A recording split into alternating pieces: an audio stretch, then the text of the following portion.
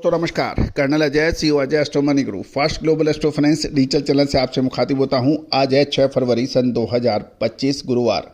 दोस्तों आज के एपिसोड में हम चर्चा करेंगे गेहूं के दिल्ली मार्केट की अपडेट। उम्मीद है कि आपको अपडेट पसंद आएगा। दोस्तों अब रबी की प्रमुख फसल गेहूं की फसल बाज़ारों में शीघ्र ही उपलब्ध होगी अगले 1 से 1.5 महीने में। क्या गेहूं के दाम 2025 में भी 2024 की तरह मजबूत रहेंगे या फिर कमज़ोर होंगे? कब स्टॉक के लिए उचित समय होता है, कब बेचने का उचित समय होता है? दोस्तों जो भी हमारे चैनल पर लगातार विजिट कर रहे हैं, पिछले 3 से 4 सालों में हमने आपको लगातार गेहूं, मक्का, बाजरा जो अपडेट दिए हैं वो सही साबित हुए हैं। चाहे वो कोविड का समय हो या फिर अदरवाइज आपको हमारे गेहूं के सभी अपडेट शानदार मिले हैं। गेहूं के दाम दिल्ली बाजार में कमजोर हो गए हैं। जानिए पूरी रिपोर्ट विस्तार से।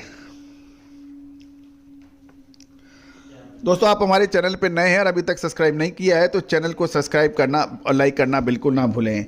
खबर निकल के आ रही है कि आटा मिलों की कमजोर मांग के कारण गुरुवार को दिल्ली में गेहूं की कीमतें में 40 रुपये की कमी देखी जा रही है और दिल्ली लॉरेंस रोड में गेहूं के दाम 40 रुपये कमजोर होकर 3050 से 3060 रुपये प्रति क्विंटल रह गए हैं।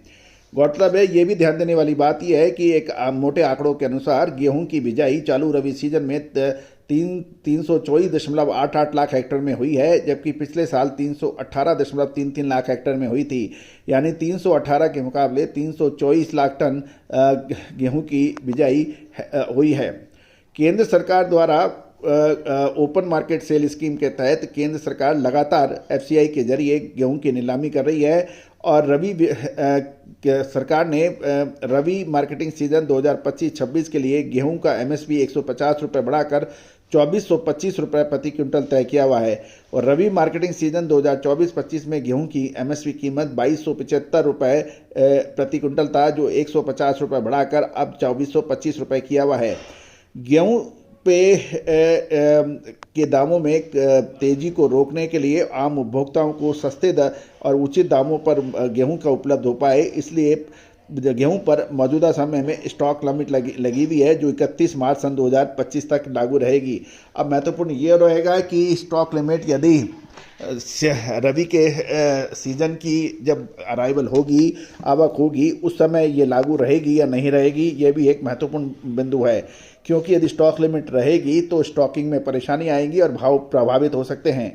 इससे किसानों को उनका उचित दाम शायद ना मिले, लेकिन उम्मीद यही है कि 31 मार्च 2025 के बाद गेहूं के पर स्टॉक लिमिट के ऊपर सरकार महत्वपूर्ण निर्णय ले सकती है। रबी मार्केटिंग ईयर 2024-25 के प्रमुख गेहूं उत्पादक राज्यों में 266 लाख टन गेहूं की न्यूनतम खरीद समर्थन मूल्य पर एमएसपी में हुई थी, यानी पिछले साल, जबकि इसके पिछले रबी सीजन के अंदर 23-24 में 262 लाख टन गेहूं की खरीदारी हुई थी।